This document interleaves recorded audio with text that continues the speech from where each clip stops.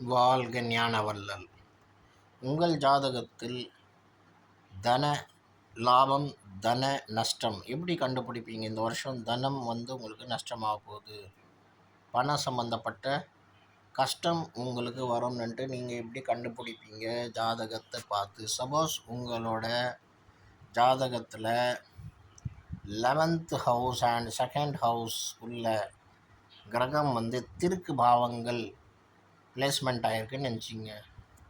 அதான் அவர் long period moving கிரகம்னு நினச்சிங்களேன்.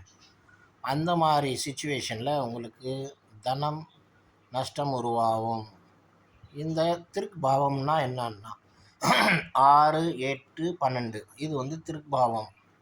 இந்த 2 கூடியவனும் 11 கூடியவனும் திருக்கு பாவத்தில் எங்கன்னா போய் உட்காந்துட்டான்னா இது கண்டிப்பாக பணம் நஷ்டத்தை உருவாக்கும்.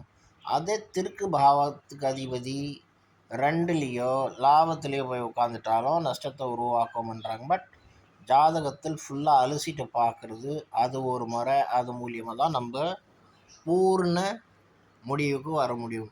இது ஒரு ஓரலான ஒரு கணிப்பு.